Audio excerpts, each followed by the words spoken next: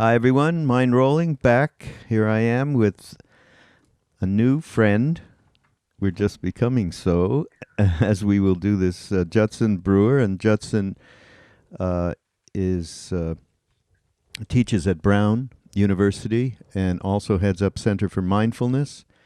And he and I were just chatting about all the different mindfulness people that we have in common, plus probably many others. So, welcome, Judd. Thanks for having me. And Judd has a book called The Craving Mind, which, by the way, I did not know about you until 1440.org said to us, hey, you'd really be interested in talking to Judd. And they were right. And I've been happy as hell to get this book, Judd. It's a wonderful book. And here, from cigarettes to smartphones to love, why we get hooked and how we can break bad habits. Most people, I had a wonderful podcast around addiction, which turned my head around with Gabor Mate. And, he's wonderful. And he ended up doing a little therapy with me. Okay, you were addicted when you were a kid. Okay, come on, you were defending yourself. How were you doing? The whole thing. It was quite a session, actually. So, yeah, it was really great. Can you just, a little bit about you, the you, and there's a lot of talk about the you and the me in this book, and but just something opened up for you, obviously, to get you where you are today, and your predominating interest in Buddhism and mindfulness. How did what opened up? We could say, me, late 60s, early 70s, acid and music. It was like rock and roll. And then, of course, suddenly, wow, Mayor Baba, you can be happy. It's okay. Yeah. That was very attractive. And then, in my case, I met Ram Dass, as everybody who listens to this podcast knows, and went off to India with him when he went back the second time. And that's where I met all of our mutual friends, Jack Cornfield and Joseph and Sharon. So, yeah, how did it happen for you, this opening? Oh, I was suffering. And this particular iteration of suffering was before medical school. I was really stressed out, and for whatever reason started meditating my first day of medical school. It's new beginning. Why not try something new? Well, they don't teach you to meditate first day in medical school now, do they? No, I was kind of doing that as an extracurricular myself, especially, back in the 90s. This was pretty unheard of in medical schools. Now they're starting to do a lot of integrative medicine in medical schools, but this was not something that was in the curriculum. And, I started learning about my mind and seeing how wild it was, how much of my own suffering I was causing. And as I went through my MD PhD program, I was actually studying molecular biology, and shifted my entire career from molecular biology to being a psychiatrist. Never thought I would do that. Learning becoming a neuroscientist, and even founding a startup company eventually to help bring develop some of these things and to make them more accessible to folks. But it all started with suffering, and seeing with the size of the cloth, as some put it, and seeing that there actually could be a way out, and in that we can actually pair what we know in modern science together with what was known for thousands of years. Right. There is a way out. See, everybody? We've been saying it, and now Judd is confirming it. There is a way out. And there's so many different ways to cozy up to suffering. And there's many, there's a lot of good understanding that I got, especially starting out. I mean, this is really nuts. If I were your boss and you told me I had the brain of a sea slug, would I fire you for insulting me or promote you to head of marketing for demonstrating you really understood how humans think and behave? Okay. And as we go further in, so the reality is this, the, as you call it, the evolutionary ancestry that we take our cues from, that could be real, right? I mean, the lower Or that parts, could be. It is real. it is real. Talk about that. I mean, that's a scary thought, actually, because boy, that makes it even more of a mountain to shave down. Yeah, I think of it, well, really it was set up as a survival mechanism. Help us remember where food is, help us avoid danger. And, I like to look for parsimony because usually the simplest answer is the right one, as Occam's razor points out again and again, especially in medicine. But basically, more and more, there's a lot of studies showing that reward-based learning is the primary form of, or the primary mechanism of learning. And that's how we learn everything from tying our shoes to smoking cigarettes to overeating to even being anxious to some degree. And so, the basic elements are there's a trigger, a behavior, and a result of that behavior. And that result, or in brain speak, reward, drives future behavior. Something feels good, we do it again. If something feels bad, we learn to avoid it. And that helped us, survive. You see food, you eat it, your stomach sends this dopamine signal to your brain that says, remember what you ate and where you found it. So we learn, oh, here's a food source. Same thing for danger, avoid the danger. But in modern day, we learn to eat to feel good, not when we're hungry, but when we're stressed or anxious. We learn to take pills to numb ourselves from physical, emotional pain. Social media, we learn to look at cute pictures of puppies on Instagram when we're bored. That wasn't, it's a different type of survival now, but our brains are just trying to help us out in the only way they know. But that tie-in with the slug mentality. I can't hear you now. Oh, sorry about that. That tie-in with the slug mentality is a little bit of a huge wake-up call to that reality. And so there's a great. I love Pema Chodron, and I know you do too because you put this wonderful quote. I'd love to read it because it really starts to talk about that addiction. And again, most people go, addiction? I'm not addicted. I don't use smack and I don't drink excessively. And, it's a complete, like whitewashing of reality, actually. When we scratch the wound and give in to our addictions, we do not allow the wound to heal. But when we instead experience the raw quality of the itch or pain of the wound and do not scratch it, we actually allow the wound to heal. So not giving in to our addictions is about healing at a very basic level. I mean, that's just right to the point. But certainly you talk about the addiction and this book enumerates them, and we'll talk about it as we go forward here. But just the fact that, as I just said, this is not about addictive drugs or alcohol. No, I like the very simple definition of addiction, which is continued use despite adverse consequences. I think that really sums it up nicely, because that could be everything from cocaine to Twitter. Yeah. That's a whole other great book, by the way, From Cocaine to Twitter, I think. But certainly talk about the trigger behavior reward syndrome, because that's very valuable for all of us to be able to just insert into our day-to-day lives that kind of mindfulness. So I think that would be really useful, Judd. Well, I'm just thinking of a patient I saw last week or the week before who is working with alcohol use disorder, and she said it was thoughts and emotions that would trigger her to drink, which would, as she put it, help her numb herself out. So you can see this trigger behavior result or reward loop pretty clearly, and even mapping that out with her was really helpful for her to be able to see her mind not as a black box, but as a survival mechanism. It's, oh, this is my poor brain just trying to help me survive.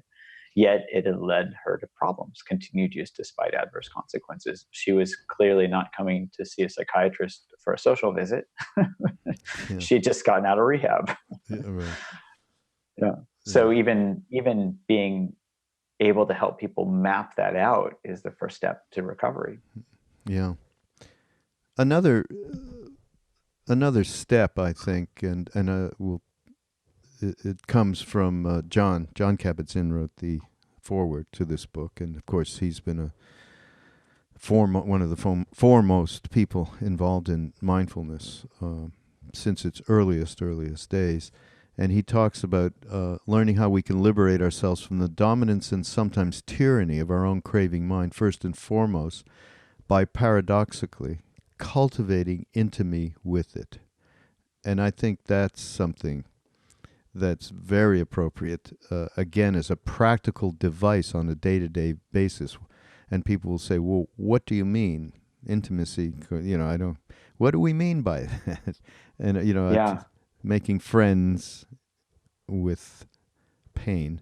But in this case, just starting with seeing how we are so caught in that syndrome and how we, it's like, how people say, well, I don't know what I'd do if I couldn't continue to enjoy the fruits of my suffering. I mean, basically, right? I mean, people hang on. We do hang on to this because it is what we know. So, yeah, intimacy. Yeah, well, and if you think about it, even just from the basic survival standpoint, our brain says, oh, this is unpleasant. I want to make this go away as quickly as possible. And so to even explore the paradox of turning toward instead of turning away is already a radical act. Yeah. And John talks about this radical act of kindness to ourselves by really being with whatever is. And so taking that step, taking that leap of faith to explore something new, which is exactly the opposite of what our survival brain says, and then learning that this is actually the only way. Well, I should say, it is a way forward. I might be a little biased in saying it's the only way, but I think we can really tap into the same survival mechanism to help us overcome these things, which is where it gets really interesting because, we can, if this is so strong, why not start there? And so the intimacy piece is really about being with our sensations and seeing that these sensations aren't going to kill us. I had a patient that came into my office and he said, Doc, if I don't smoke, my head will explode. And so, I didn't know what to do. So I made a terrible joke. And I was like, well, if your head explodes, then, put the pieces back together and call me. We'll do a case report. He politely laughed. But then after that, we mapped out, what head exploding actually feels like. And he was able to see, oh, these are physical sensations. These are thoughts. And they come and go. And my head isn't actually exploding. And if I'm with them, I can ride that wave out as they get bigger and as they slack off. And I don't have to do anything to make them go away. That in itself, that intimacy with being willing to be with the momentary experience provides tremendous freedom because we see we don't have to do anything but simply hold these experiences in awareness. What do you do with, this is something, again, I talk about on the podcast a lot, and it's, in this case, around anger. Because anger is, to me, I think, certainly one of the toughest things because it is accompanied by power. And talk about reward. That, boy, yeah, and righteous, the whole thing. And because of that, it's a difficult thing to get friendly with, get intimate with, because of that particular power quotient. Yeah. So if I'm your patient and I'm telling you that I blow up, and I have enough awareness to see where it's coming from and see how it piles on every other whatever that's happened to me, getting cut off in the highway or whatever it is. lousy computer response to something that I'm trying to fix for my cable television. Um, all of it just wells up, and then the good feeling of just absolutely hanging somebody with that power. So yeah, that's difficult to warm up It to. is. It is. And there are probably 10 different ways to approach that depending on the person. So one could be exploring, how powerful are we actually when we're out of control? Because when we're angry, we're out of control. We're not actually in the driver's seat. And so it can feel like power because there's a lot of energy. Yeah. But when we look at it, it's out of control energy. And so is that really power as compared to being precise and being able to do whatever the appropriate response is?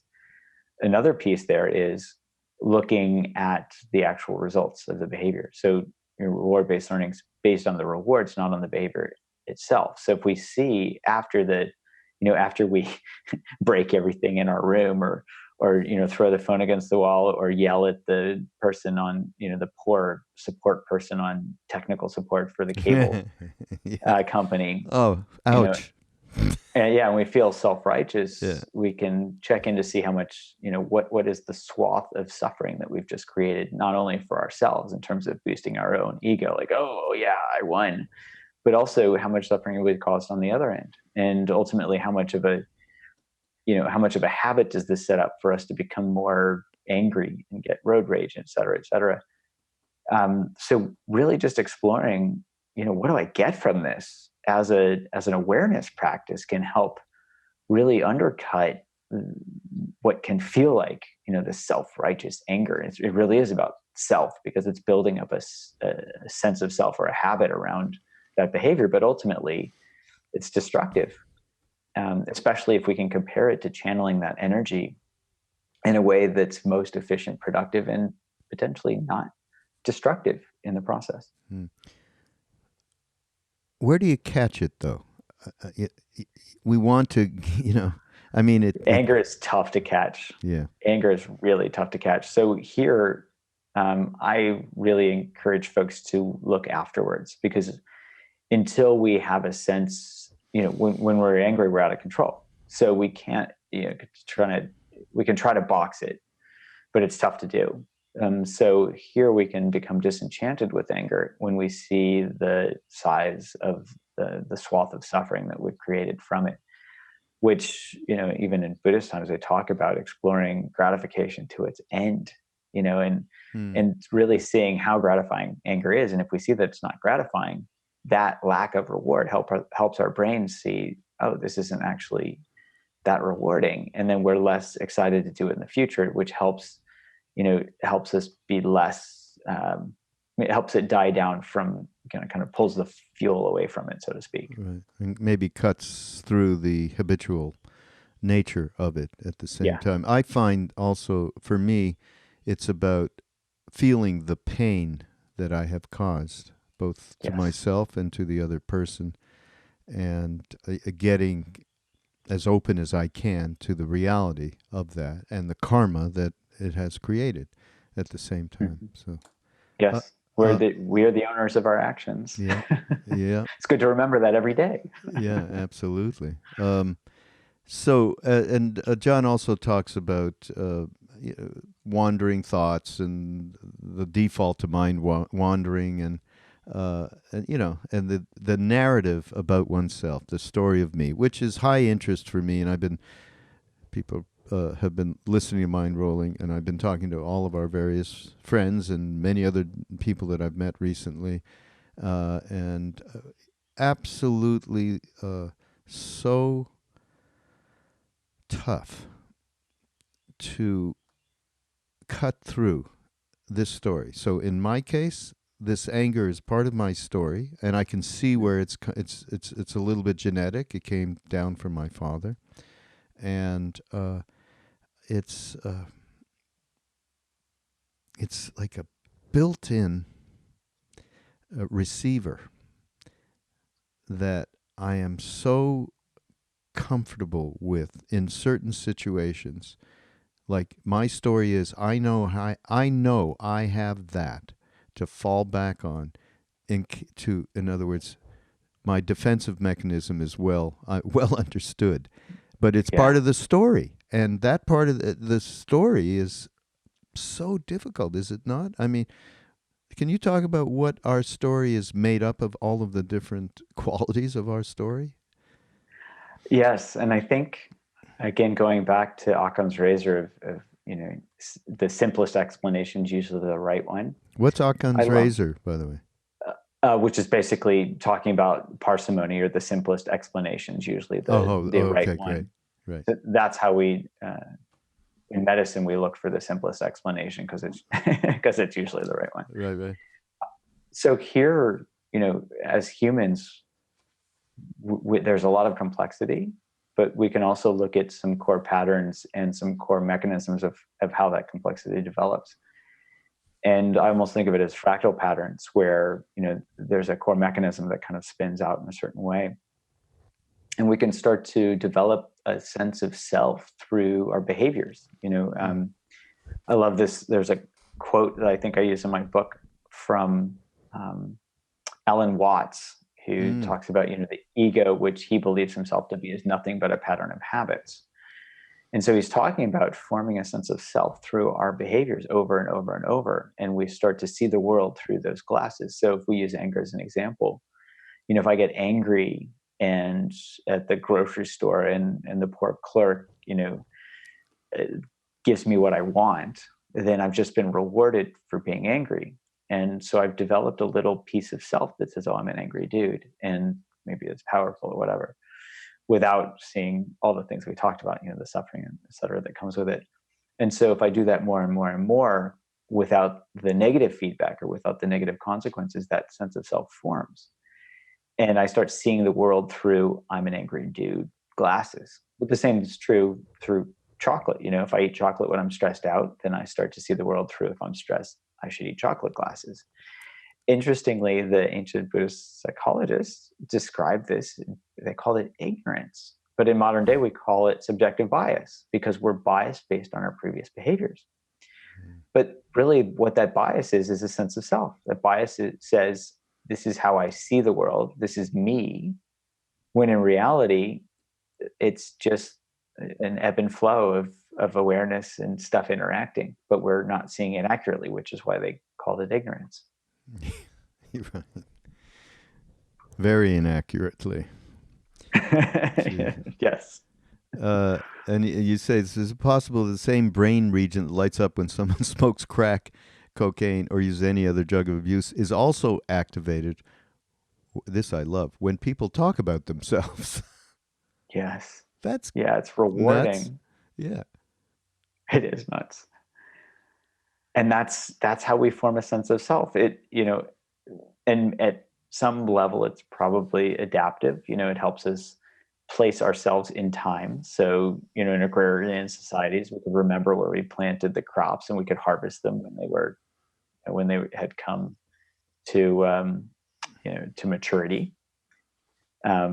But it doesn't serve us a whole lot when we're walking around wearing these anger glasses, or self-righteous. I'm a smart guy, or I'm the right, whatever glasses. Problematic. Yeah, quite. And one other interesting thing is, okay, so, and His Holiness says that one should remember one way to cut through us and them is we all, no matter what, want to be happy. And now you're talking about, this is very interesting, that the dopamine that fires up, that relates us to a certain happy feeling, is not necessarily happiness. Right. Talk about that. Well, isn't that Mistaken interesting? having. Yeah, I the best I could trace it was back to Shakespearean times, where there was this, and this is just my understanding, could be wrong. People used to talk about eudaimonia, where there was a sense of peace, of tranquility, um, joy. And then somewhere in Shakespearean times, people started equating happiness with excitement, which, of course, in modern day the marketing firms love, because if you get people excited, you can get them to do stuff, you can get them to buy stuff. But that excitement is really just a motivational quality that helps us get off our butt to get food. So when we learn where a food source is, our brain fires dopamine first at that learning event, but then it starts to fire in anticipation of getting that reward or getting that food, or whatever the receipt of the behavior is. And so it gets us off the couch to go get the food. So somebody historically said, oh, that roller coaster feeling, that excitement, that's happiness. And so if you just buy stuff, if you get a kiss, if you get a bunch of likes on Instagram, that's happiness. And so we step back and say, well, how happy am I when I'm constantly being pushed or pulled to do this or that? Not that happy. But we need something to compare it to. And so this is, if we haven't really noticed the peace and calm and joy that comes with, I don't know, just being with stuff rather than doing, the being versus doing, our brain's not going to see a difference. It's just going to say, oh, this is as happy as it gets. But when we start to see, oh, it's actually, there's a better quality of joy, peace, that comes with equanimity, concentration, being with, then our brain, it's a no-brainer to our brain where it says, I'm more of that, please. This just reminds me, this is not really a digression, but what you're saying is, gives real scientific credence to something Ram Dass has been teaching for the last few years, and Jack has adopted as well, and Sharon. And it's loving awareness. So he talks about moving, out of your head, out of your egocentric view, into a place of loving awareness where there's no judgments, and then he calls out the quality of that place. This is love, compassion, peace, joy, and forget what, there's 5 things. Anyhow, I'm forgetting one. But basically those qualities form the true place of quote unquote happiness. And very, very a good idea is having that awareness. And that's why, we come out of, I'm pretty sure what Ram Dass represents in us. And we have people that, like Danny Goleman, right, who was with us in India back then, and who really represent crossing over the Buddhist line and bringing things together. But that we say that awareness and mindfulness has been key. We have been students of it since our first days in India, although people think that we were completely, as Trungpa Rinpoche used to call Ram Dass and us, loving lighters. That's what he used to say about it, but that was a very important thing. So what you're saying really fits exactly where we come from. So back to the self thing, the self view, the story, our story, and I think another thing to note about it is how you talk about, you don't say it this way, but basically we straitjacket ourselves with the commitment we have to who we think we are in our story. And what we lose, which in reading it, I thought, well, this is really something important. We lose flexibility to even be open to anything else. Can you, just talk about that a little bit? Well, and we can even make this very experiential. So if you remember a time recently when you were afraid or had some fear, would you say that feels more like a constricted or contracted or quality, or more of an open and expanded quality? Well, the immediate knee jerk is constricted quality. Yeah. So that quality may be an indicator of like, this is me, experientially, versus outside of this contracted quality is not me, right? And so we've already made this dualistic differentiation. So with that, there are particular brain regions and networks that are associated with that contracted quality. When we get caught up in a craving, when we get caught up in excitement, when we get caught up in rumination, when we get caught up in anxiety, all these things lead to this contracted quality that says, this is me, because I want something. I'm not at equilibrium. I'm not equanimous. Well, with these practices, just awareness itself helps us see that these are simply sensations. And as we practice letting go of the craving, as we practice letting go of this, I have to be right, or the righteous anger, or whatever it is, we start to move in the opposite direction. Curiosity, does it feel contracted or expanded? It feels expanded. Yeah. All the things you named, joy, kindness, warmth, that leads to an expanded quality of experience. It just feels more open. And here we even, I love Carol Dweck's notion of like fixed versus growth mindset. When we're a fixed mindset, we can't learn. When we're a growth mindset, we can learn. Growth is expansion. And already in that place, we're at a place where we're more flexible as compared to rigid and fixed. And so, I see a lot of parallels between all of these notions of fixed mindset and a sense of self that's very rigid versus a growth mindset and a sense of self that's more open and flexible, simply bringing awareness in and curiosity and kindness, which helps us literally open to new possibilities. And my labs even found that there are neural correlates that line up with these things. There are what? Neural correlates, like brain regions and brain networks that, for example, get activated when we're caught up in a sense of self, that get very deactivated when we let go. Really? Yeah, when we get out of our own way. Wow. Okay, everybody, it's possible. Judd has done the experiments to prove it.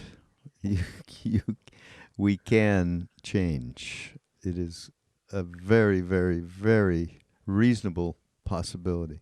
I mean, many people, if you really get and work on mindfulness practices and work on awareness and work on motivations, you start to really see this stuff. Some people may get very disappointed in a way because they go, holy shit, this is really massive here. The tentacles that are in us from these habitual patterns and these neurotic tendencies and the shit that happened to you when you were 2 years old or whatever. This is it's a worthy quest, but it's a very, it takes a lot of positive willpower, shall we say. Well, interesting you say that, because I would wonder how much willpower it actually takes. So for example, we created an app-based mindfulness training for eating to help people who are struggling with eating. And willpower is the primary method that people use to lose weight. And there's a reason that dieting is now called yo-yo dieting, because we lose some weight with our willpower and then we fall off the wagon and we gain the weight or more and then lose it and then gain it and all this stuff. There's more and more science coming out that's suggesting that willpower is more of a myth than muscle. And we know now that the prefrontal cortex that seems to be associated with willpower, it goes offline when we get stressed, which is precisely when people fall off their diets. So we took a different approach and asked this question, what if we help people just pay attention as they're eating? Is that enough to actually help them change behavior without willpower? And it's very frightening for folks that start using, start with an app-based training. We just give them this app and they start using it. We just start by helping them understand how their mind works so they can see these habit loops, and then encourage them to go ahead and eat, which seems crazy to many people because they've been so restrictive their whole lives. And they're like, whoa, I'm just going to, eat like crazy. And the reality is, if they pay attention when they eat, their body tells them, oh, you've had enough. So, we published a study on this a couple of years ago. The app's called Eat Right Now. We got a 40% reduction in craving related eating with this without willpower. Wow. And the whole point is you you can't rely on willpower, and it might actually be self-defeating, because then we feel terrible about ourselves when we fail and think it's our fault, and then often eat more because we're eating to console ourselves. Yeah. But the reality is, when you pay attention, there's a lot of wisdom in your body, and it says, okay, when you eat when you're stressed, you don't actually feel that good. When you overeat, you don't feel very good. And so we can see the lack of reward that comes with those things, and then we start to become disenchanted with the old behavior. And we've had people, we don't actually use this as a weight loss program. We just say, help change your relationship to eating, and lots of people lose weight. Yeah, really. Just because they're listening to the wisdom of their body. Yeah. I'm going to defend myself on my willpower thing and recontextualize what I really meant. Please. Because certainly I am all the way and understand in myself that willpower never does nothing. Okay, so, but, and I guess my little story is that I spend a lot of time in India, and recently I've been spending time with a really accomplished yogi, and someone who just goes somewhere, sits down, doesn't think about how he's going to eat or shelter or anything, and just complete surrender to the moment. So, and he took a few of us once to a jungly kind of place, and he said, yeah, this is where I spent 6 months here. I just came and sat down. And I said, well, how do you do something like that? I mean, you have no idea if you're going to get fed. I mean, it's called sadhu, wandering mendicant, so that is part of the game, but still.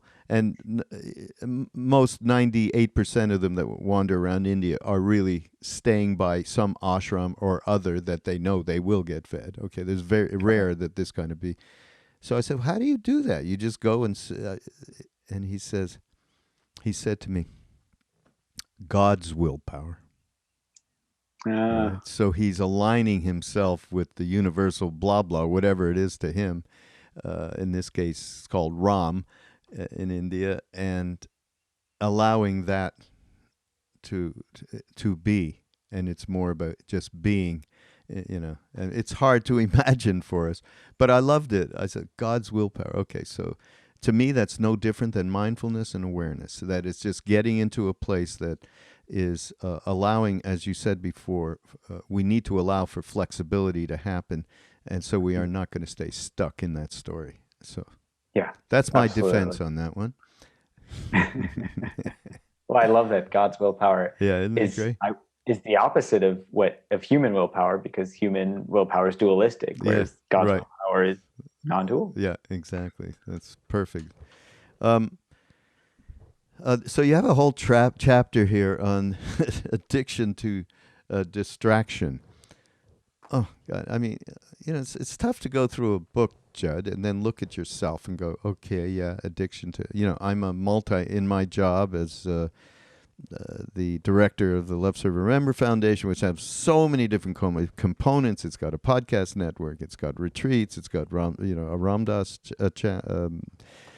channel and apps and everything. So I tend to, and by the way, pride myself in my ability to keep all this shit in my head until stuff starts to go wrong, like recently with leaving a pot on the stove and forgetting to turn the burner off. So, yeah, I love tell us about addiction, to distraction. Well, I love. There's this Cornel West actually said, we all have, we're these self-medicated narcissists, and we have these weapons of mass distraction.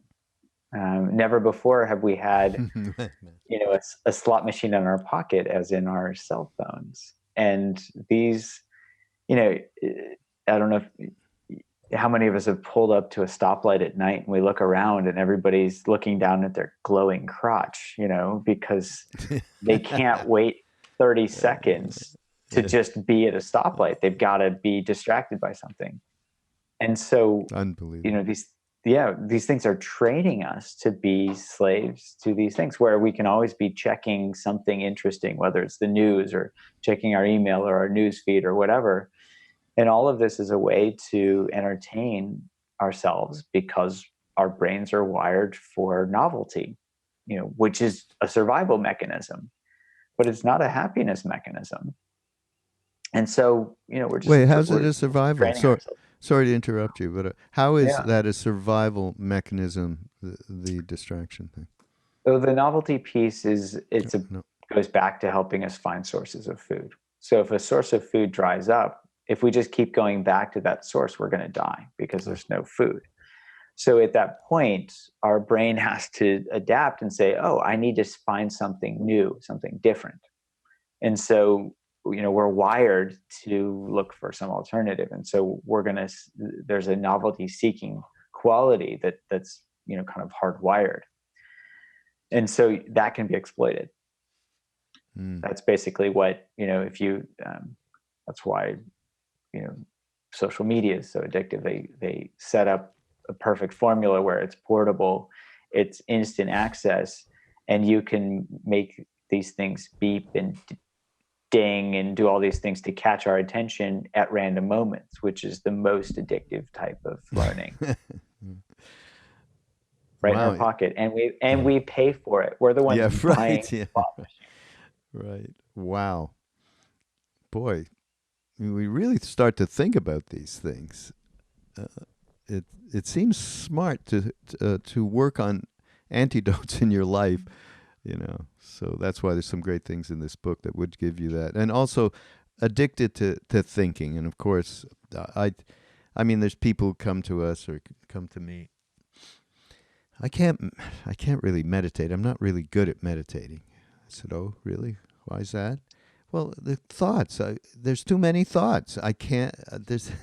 And I usually say to them, "Oh, you're the first person who ever told me that there's addicted to thoughts, right?"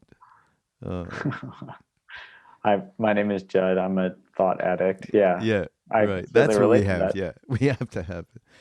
But and a lot of people, I think, miss the point in terms of meditative practice, that I got to get rid of my thoughts. Yeah. And all of that. And as you say in this book, thinking is not the problem. Creating spaciousness to allow it to be is more not a problem, but more of a reality. But yeah, talking about addicted to thinking. Yeah. Well, and that's the beauty of it. And that's one of the most common questions I get is, how do I just stop my thoughts? And I say, one, good luck. And two, thinking's actually pretty helpful in general. And so it's about how much are we getting caught up in the thinking versus just being with the thinking and allowing it to flow. Yeah. And it's our default mode you talk about, the type of thinking in which we can get caught up with how our brains work. And I found that myself. Again, mindfulness and awareness are beautiful practices. I mean, it's okay if they're being done to increase your portfolio power too, because you get more one pointed and all of that. But it's quite it can be such a trap, and the biggest part of it, and the part that we talk about when we do these retreats and so on with Jack and others, is the belief system, the way that we believe in our thoughts. And there was a great thing. Adyashanti, who's a wonderful non-dual teacher. I'm not sure if you know who he is. Yeah. Yeah. So we were talking in one of these podcasts, and he was saying, it took me a while to kind of realize I couldn't believe I was a kid, and all these adults were going through all of these crazy ass antics. And then at one point, it dawned on me, geez, they believe in their thoughts, and that. Yeah. To get unglued from that just through mindfulness and awareness, through using these practices, is entirely necessary on the road to any kind of contentment. Absolutely. Yeah. Well, and I like how you use the word unglued, because the stickiness, that's the caught up quality. when we believe something or we get excited and we are thinking it over and over and over, whether it's, oh, that was a great date, or I can't wait until my next kiss, or, what about my next raise or my next vacation, always living in the future or reminiscing about the past. That's the sticky quality of experience that leads us to non-existence, because we're not here in the present moment. Yeah. We're lost. Yeah. Yeah. Somebody wrote a book called Be Here Now about that too. But in terms of, I want to just mention this, and I don't think we can, have time to actually go through, but you mentioned 3 different practices, which are, for me and many, many, many people, the foundation from which we have any kind of chance to really change these habitual patterns and get and realize where we're stuck in our neurotic tendencies. But so there's 3 things: awareness of breath, paying attention to breath, and when your mind wanders, bring it back. I mean, we all were trained in Vipassana back in the day, and use it to this day, and it's I can't more highly recommend a practice than that. And I know you've done a number of different retreats with our friends, and I think Joseph in particular, right? Yeah, he's my teacher. Yeah. He was at the retreat, by the way, that we ran in December with Ram Dass. And, Jack, Sharon, and Joseph, for the first time, were there together. And they hadn't been together in a long, long time. Anyhow, one day, I said, okay, so you'll teach on Saturday morning? He said, yeah. What do you think? I said, I don't know. How about mindfulness? You have the book on mindfulness. Everybody out there, by the way, Joseph Goldstein, Mindfulness, get it. And he got up there and he said, well, I've got an hour and a quarter to basically transmit a 450-page book. And you know what, Judd? He did it. Yeah. He did it. I mean, it's so... Joseph is just so great, but it is so concise. If you really took it to heart, it would be a path to freedom. If you just took it to heart. So certainly awareness of the breath and loving kindness, wishing someone well. And that practice that is most identified in the West with Sharon Salzberg. So those of you who want to really find out more about that practice, tune into her. And then choiceless awareness, which is something that you can do, especially if you're not formally meditating. That's something that you can practice the breath practice, but this is even more free form in the way that just be with whatever comes into your awareness, thoughts, emotions, and so on, and most especially around pain too, because that's many people are dealing with that on a day-to-day basis more and more because of just sitting in front of these computers day in, day out. So, and I know everyone will have a link to Judd's book. You'll be able to get it, but it's not just talking about the problem. There is ways in which you can utilize solutions. Addicted to love, of course, that's probably, I gotta say, especially romantic love, that's got to be one. I'm sure you are seeing many patients coming to you dealing with this kind of thing, right? Losing their minds, basically. Yes. It's a basic survival mechanism, yet again, food and reproduction. And so, if we don't see it as a basic survival mechanism and we get sucked into it, then it's going to cause a lot of suffering. That's why so many songs are written about this. Yeah. Okay. Everybody can relate. Yeah, but I think it's really good for people to understand what happens to them in a romantic love situation, and what happens a few years later, when, for the most part, the deep lustful elements are out of the equations, the objectification, the bodies and all of it, the pleasure syndromes. and then you start to think about,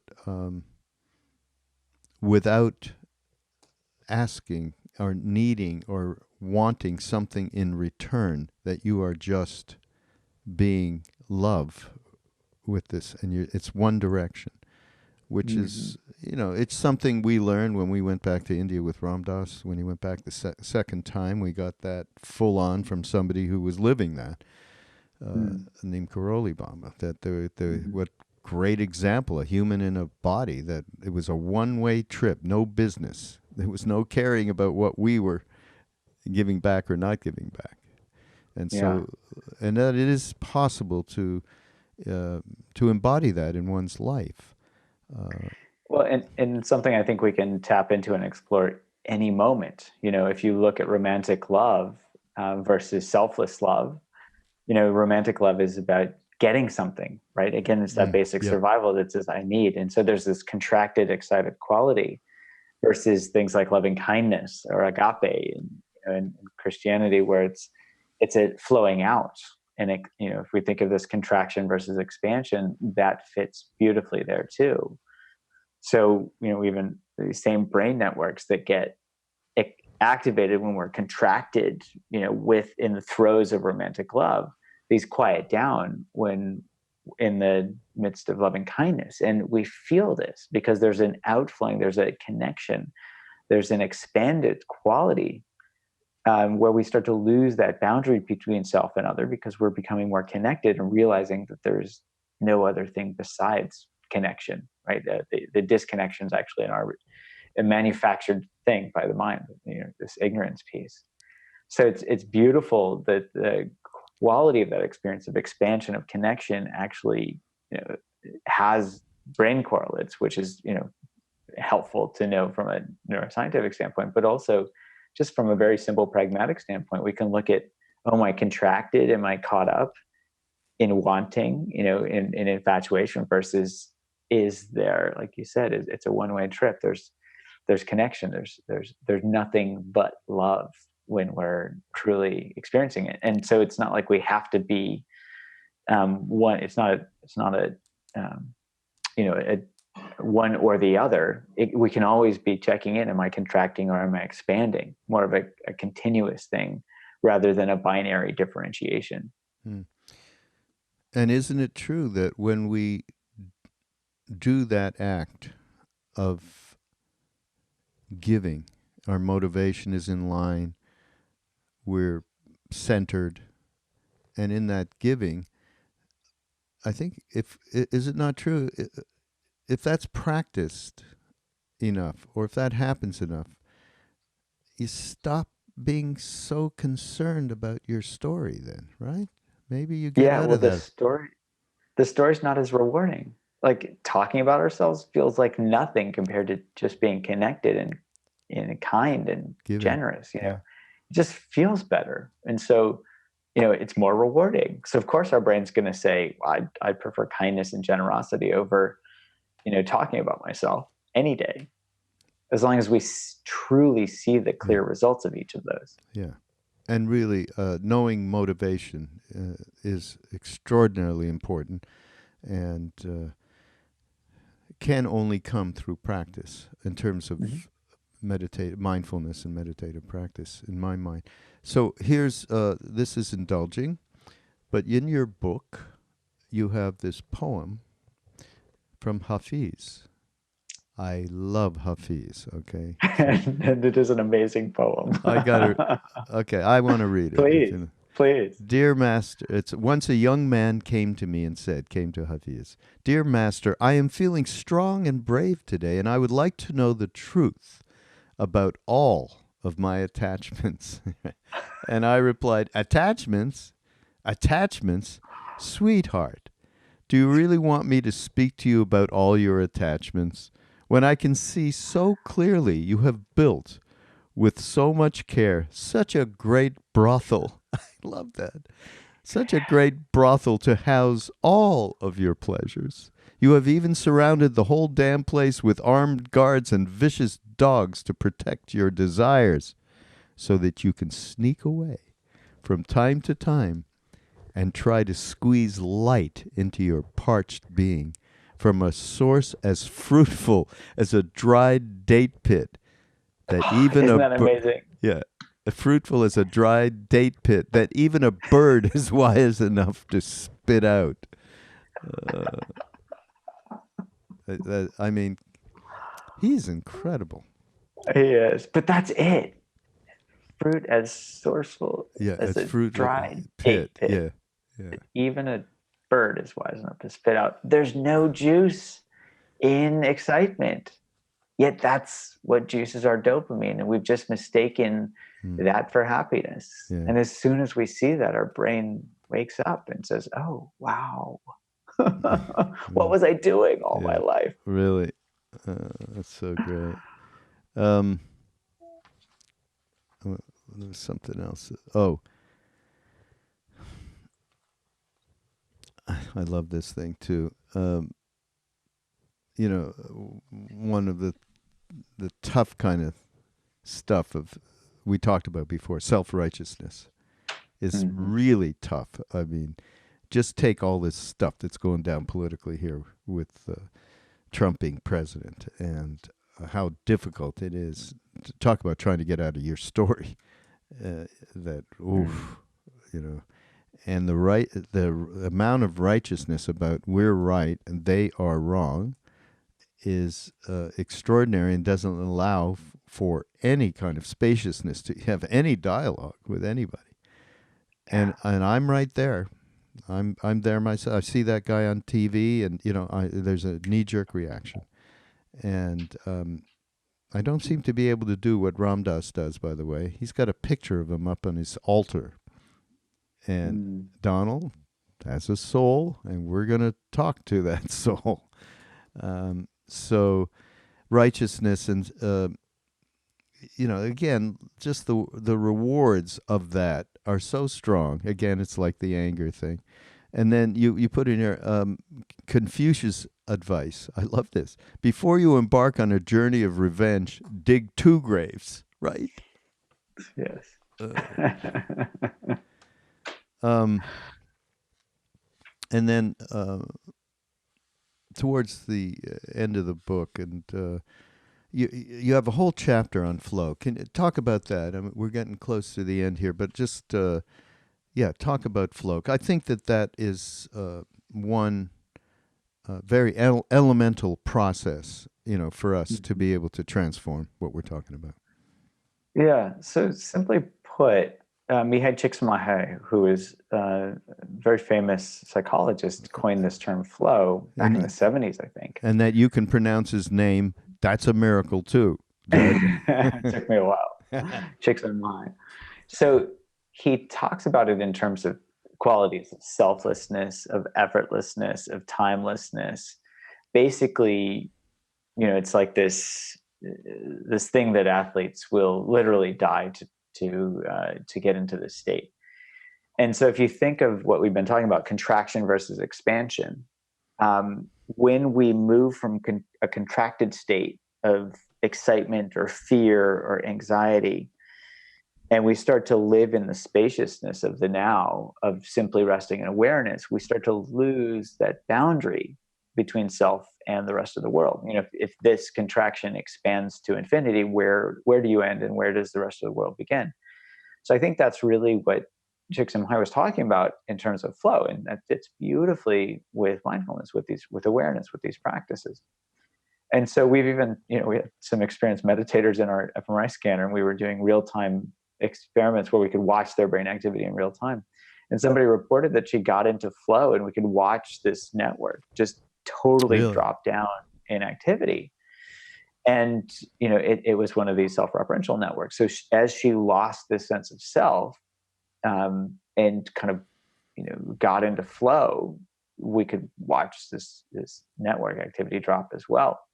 So the concept is lining up with her direct experience, which is lining up with her brain activity, which is pretty amazing. And I think what we can do is find the conditions that support flow rather than trying to force flow. Because as soon as you force it, it's gone. You can't do it because it's you doing something, as compared to finding the conditions that support that expansion. And we can all tap into these conditions. Not that we're all going to be in a hard flow, so to speak, all the time, but we're always contracting or expanding. So we can just even drop in, oh, am I contracting? And get curious. Oh, and in that moment, with that curiosity injected, we start to open a little bit. Or with kindness, or simply resting in awareness. And so I think of it as a continuum that we can create the conditions that support flow in any one moment and always be moving in that direction. And it is such a tasty state for our brain. Our brain is going to want to move in that direction naturally. We just have to help feed it the right food, so to speak. Yeah. And a lot of that is practice, I really believe. And in our own tradition, one of the practices that's has gigantic efficacy for something like this is chanting. And because it's music, and you can you literally go into the flow of the melodic structure and the rhythm structure. And Krishna Das, who you might know, has Krishna. Yeah. So he talks about that's the maple syrup, the rhythm, the melody, that you lose yourself into a flow, and the mantra then can do the creative process that's necessary without you thinking about it. So so it's a pretty great thing. Hey, I really appreciate you being here, Judd, and meeting you. It's been a wonderful experience, and a lot of great information in The Craving Mind, your book. And all of that will be on the BeHereNowNetwork.com/mindrolling on the show notes, and everything else we've been talking about will be available. I'm even going to get, okay, I can say his first name, Mihaly, and Csikszentmihalyi. Csikszentmihalyi. Okay, all you guys out there that are putting this podcast together, you find Csikszentmihalyi and some, his books or something. We want to let people get connected and linked up. So all of that will be there, plus website. Do you have a website? What do you have going so people can it's just drjudd.com, or folks can also find me on Twitter at Judd Brewer, JUDBREWER. But the website's the easiest, Dr. Judd, DRJUD. Yeah, and if you're in Boston, you might think that you can see Dr. Judd. Yeah, run into me. Yeah, I'm in Asheville, North Carolina, Judd, and I would love to run into you here, but you're not here. I also did a podcast. You know Mark Epstein, lovely man. Yeah, sure. Yeah, so I said the same thing to Mark, and he wouldn't. I said, okay, let's. After I did a session with you, I said, all right, let me do some privates with you. This works. Zoom is. He said, nope. Got to be live. It's a whole different thing. So that was the end of that. So I'm still looking. But thanks again for being here, and thank you, Kate. I got to do a call out from Kate to Kate from 1440 Multiversity. Go to 1440.org, because Kate told me about you, Judd, and said I should do this. And I think you just did something at 1440, I believe. Or about to, not sure. Yeah, this coming weekend we'll be doing a benefit retreat, raising money for underserved minorities. Oh, great. Wonderful. Yeah. So thank you, Kate, and 1440, and we shall see you all next week on Mindrolling. Thank you for having me.